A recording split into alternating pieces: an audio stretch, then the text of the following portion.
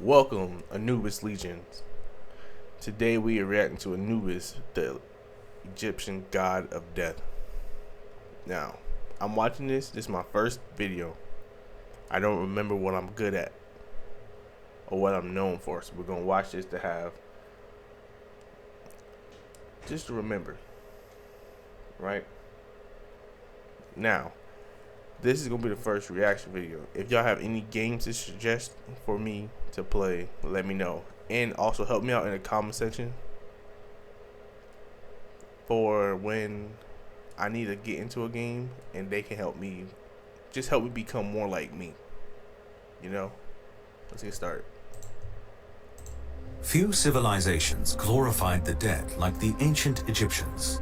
Kings were buried inside giant stone pyramids. Mythical monuments were raised around their tombs, and rituals prepared their souls for a treacherous journey into the afterlife, where a powerful god of death guarded the gates to a utopian sanctuary. But who was the god of death in ancient Egypt? And why was this ancient civilization so invested in the preservation of the dead? The ancient Egyptians believed in the immortality of the soul. Its life on earth was only a pit stop on its journey to a heavenly realm called the Field of Reeds. In the Field of Reeds, the souls of the deceased entered an everlasting paradise, free of sickness, disappointment, and death. According to paintings and engravings in ancient Egyptian tombs, the Field of Reeds was a haven of agriculture. Through its heavenly gates, the soul... Is that something I made up? Did I make up the Field of Reeds? Help me out. Souls of the dead walked along the banks of the Nile, slept peacefully under the branches of shady trees, and reaped the rewards of their lives on earth. Similar to Judeo-Christian conceptions of heaven, the Field of Reeds was a peaceful utopia reserved for the good, the just, and the pure of heart. Okay. Before anyone could enter the Field of Reeds, souls traveled from their tombs into the afterlife. Most souls traversed the treacherous halls of the underworld on foot, but many kings and pharaohs arrived on handcrafted ships, mimicking the sun god Ra, who sailed into the underworld each time the sun set. Each soul, workers and pharaohs alike, gathered in the Hall of Truth, where they were judged by the Lord of the Underworld. Okay, so I'm a judge. Okay, we judge people. I like that. One by one, the god of death placed their hearts on a golden scale and weighed the goodness of each soul against a white... All right, you hear that, Legion? Anubis Legion, we hear that. We don't judge people off looks. We're going to judge them based off their heart. Remember that. That's our value. Feather of truth. If the soul's heart was heavier than the feather of truth, it fell to the floor, where it was devoured by a god with the head of a crocodile. If its heart was consumed by the crocodile god, the soul ceased to exist. If its heart was lighter than the white feather of truth, the god of death conferred with his council of judges. If the Lord and his council believed the soul to be honest and good, the Lord of the Underworld welcomed the... You guys gonna be my counsel. You gotta do the research. Don't just say they bad or good. Okay? You gotta do the research, man. Pure of heart into the Field of Reeds. There, the souls of the pure would live and prosper for the rest of time.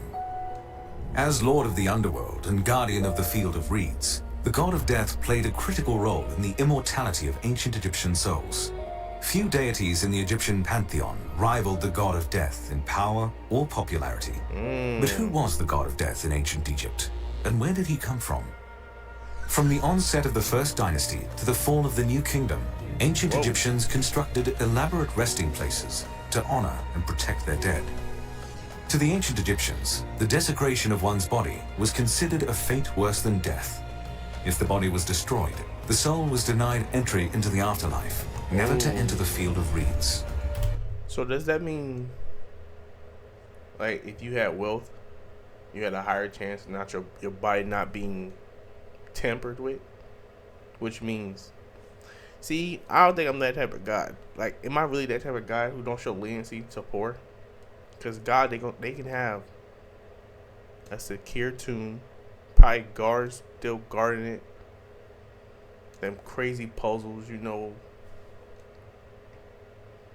But, you know, if you're not as wealthy, what, they just bury you in the ground, and then, like, I don't know, like some dogs can come dig you up. Dang. Many burial sites, however, were plundered by grave robbers, especially the See, look, we're here now. We're here in 21st century, so we're gonna change some rules. All right. tombs of the rich and powerful. Most kings and queens were buried with treasures from their lives, which would aid them in their journey to the underworld. See? Unfortunately, their prized possessions attracted the wrong kind of attention. Around 2600 BCE, ancient Egyptians began carving black jackals into the walls of their tombs to scare away grave robbers. These intimidating animals were discovered in pre-dynastic mud brick tombs, towering pyramids, and golden sarcophagi. But why did the ancient Egyptians associate black jackals with death in the afterlife? Is that supposed to be me? Jackals, or wild dogs, were ferocious scavengers that roamed the Nile Delta. In the early days of ancient Egypt, starving jackals dug up the bodies of the deceased, destroying ancient burial sites. To ward off these desert gravediggers, the ancient Egyptians made offerings to a jackal-headed god of death called Anubis, or Anpu in ancient Egyptian. His power and influence quickly spread throughout the ancient world. For hundreds of years, Anubis served as protector of departed souls.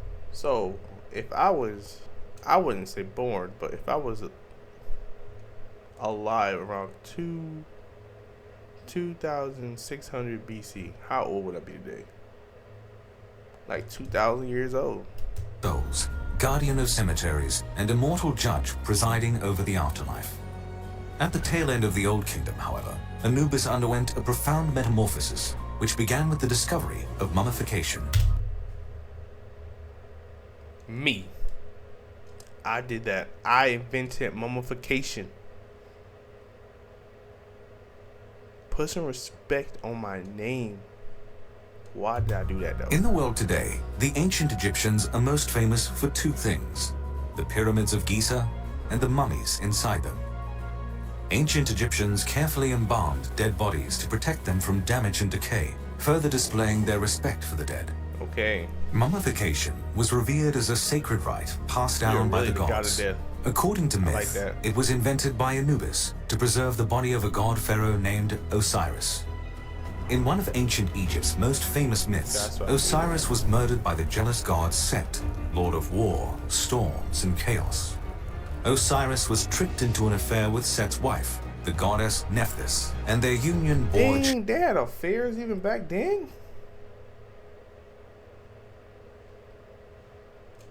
Bro. Child. When Set discovered the affair, the Lord of War flew into a rage. He split Osiris's body into pieces, locked him inside a box, and threw him into the Nile River. Wow. Osiris's remains were recovered by his wife Isis. She was wife. desperate to revive her husband, so she brought the god pharaoh's remains to Anubis, who brought Osiris back to life.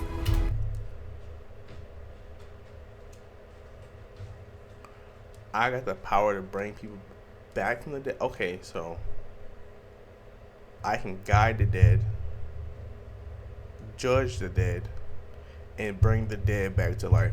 I'm literally goated. Resurrected and empowered, Osiris descended into the underworld, where he became the god, ruler, and judge of the dead. Over time, Osiris replaced Anubis as the ancient Egyptian god of death. Okay. Anubis once. Wow. That's like modern. I train the new guy, and the new guy takes the promotion. The undisputed lord of the underworld was dethroned, but the jackal god remained a powerful member of the ancient Egyptian pantheon. Anubis acted as the right hand of Osiris and served as the conductor of souls. When a soul awakened in its tomb and read the hieroglyphics etched into the walls, it was Anubis who cared for them and guided them into the sunset. It was Anubis who ushered each soul into the hall of truth to weigh their hearts on a golden scale. Once the god of death, now the conductor of souls, Anubis was a leader, an artist, and a caretaker. How does Anubis compare to death deities from other cultures and religions? In Greek mythology, Hades, the banished son of Kronos, tormented the wicked in a shadowy realm full of monsters and phantoms. In Judeo-Christian scripture, the devil and his demons ruled over a fiery wasteland where evil souls were punished for eternity. Anubis, on the other hand, Not us. did not torment or punish the souls of the deceased. The afterlife was not a flaming wasteland or a shadowy realm of suffering and punishment. While ancient Egyptian folklore is rife with vengeance and ferocity, their rich mythology reveals, above all else, justice, preservation, and respect for the dead. No deity encapsulates those values better than the conductor of souls, the first lord of the underworld, the jackal-headed god, Anubis. Yes, sir. Make sure you like and subscribe. Now, before we go, my first game is going to be a scary game. I'm pretty sure I mentioned this at the first beginning of this video. Let me give you a little background. I have never played any horror games.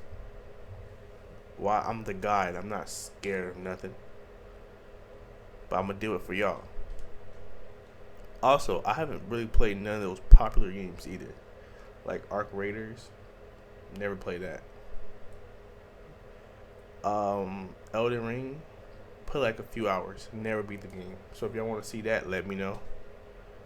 Alright, it'd be better if I tell you the games I played. I played Monster Hunter World and Iceborne. Have not played the new one. Wizard 101.